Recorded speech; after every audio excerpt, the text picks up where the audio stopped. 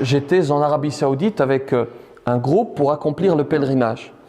Nous sommes dans une palmeraie, on profite de ce moment de pèlerinage pour faire diverses visites et notamment une visite dans une palmeraie. Une palmeraie dans laquelle on s'installe, on peut y déguster des dattes, on peut même en acheter. Et puis je profite de ce moment pour prononcer quelques mots. Donc je rassemble tout le monde et je prononce quelques mots. Je suis pris par le discours et je pose mon téléphone à proximité de moi sur une table. Je termine le discours et je me rends compte que le téléphone a disparu.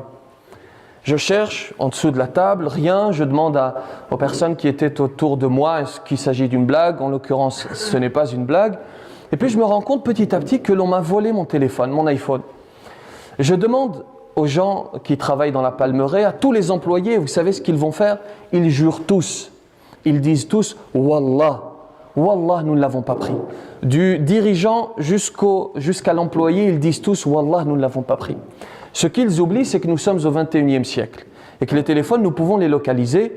Donc j'utilise cette fameuse application avec iCloud localisé, je prends le téléphone d'un ami, je me connecte et on peut localiser, on peut même effacer à distance le téléphone et on peut le faire sonner, je fais sonner le téléphone et j'entends un bruit au loin. J'entends et puis je suis le bruit petit à petit jusqu'à arriver face à une chambre froide. Ils ont des dates, ils les stockent donc dans ces chambres froides. J'ouvre la porte, plein de cartons dans lesquels il y a des dates. Et je constate que le téléphone a été jeté derrière les cartons. Je prends le téléphone, je prends l'iPhone et je me dirige vers ces employés qui ont dit Wallah. Et je leur fais un rappel en leur disant, vous savez, il y a un verset dans le Coran dans lequel Allah subhanahu wa ta'ala dit Yawma yab'athuhum Allahu jami'an fayahlifuna lahu kama yahlifuna lakum. Le jour où Allah les rassemblera, ils lui jureront comme ils te juraient à toi. Vous connaissez tous quelqu'un qui ment et qui te dit Wallah. Wallah, c'est pas moi, Wallah. Eh bien, ces gens-là, comme ceux qui m'ont juré qu'ils n'avaient pas pris mon téléphone, ces gens-là, lorsqu'ils seront face à Allah subhanahu wa ta'ala, même devant Allah, fayahlifuna lahu, même devant Allah, ils lui diront alors que c'est Allah, Wallah, je n'ai pas fait cela.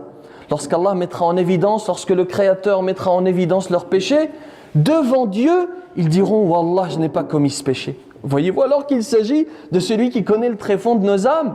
Il s'agit de celui qui connaît nos secrets les plus intimes.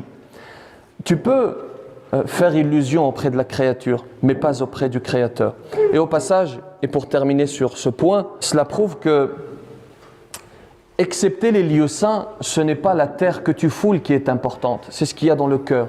Tu peux obéir à Allah subhanahu wa ta'ala ici en France et tu peux lui désobéir en Arabie, c'est le cœur qu'il faut éduquer.